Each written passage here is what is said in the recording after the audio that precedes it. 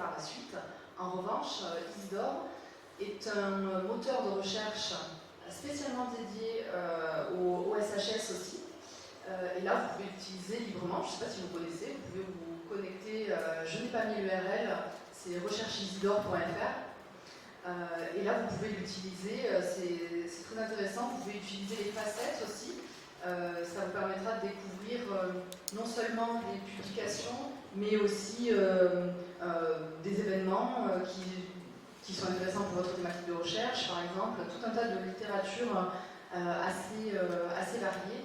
Donc vous voyez actuellement, il y a plus de 6000 sources. Les sources, c'est les entrepôts de données qui sont moissonnés par Isidore, et plus de 10 millions de documents qui sont accessibles.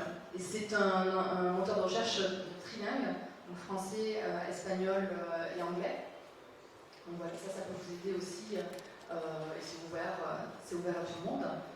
Et ensuite, on a monté un service de préservation à long terme. Et pour ce service spécifique-là, nous, on est plutôt dans l'accompagnement. Ça s'appelle des centres de recherche qui nous demandent de préserver certaines données. Et là, on opère le service. Enfin, en fait, c'est le CINES qui opère ce service parce que c'est eux qui sont chargés de la préservation à long terme des données de la recherche en France. Donc là, on a un accord de partenariat avec eux pour faire ça. Mais nous, on est du côté des demandeurs, on les accompagne vraiment pas à pas jusqu'à ce que leurs données se retrouvent au CINES. Et puis en termes de formation, ça aussi, ça peut vous aider. Peut-être qu'on en parlera en off parce que on marche bien. On collabore pas mal avec l'INIST.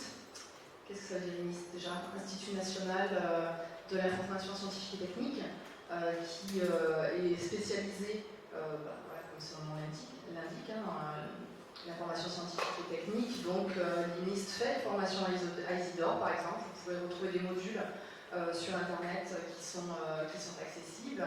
Vous pouvez également utiliser une autre plateforme qui a été développée, qui s'appelle Catopidor, sur laquelle sont répertoriés la plupart des outils que les infrastructures françaises mettent à disposition et qui est notamment très utile pour construire des plans de gestion de données. Donc, quand on se lance dans un projet, il faut qu'on explique quel type de données on ambitionne de construire ou de récolter et comment, justement, maintenant, dans un souci de préservation, pour ne pas perdre les données, les bailleurs de fonds, donc, tous ceux qui nous financent, en tout cas, maintenant en France et en Europe, c'est vraiment assez lourd comme contrainte. Ils demandent d'avoir, dès le début du projet, un plan de gestion de données. Sur cette plateforme, vous pouvez trouver des exemples qui vous guident en plusieurs langues aussi. Et ça peut être utile pour vous aussi directement. Alors, je montre le petit module Nakala Press dont je vous parlais, donc accolé à Nakala.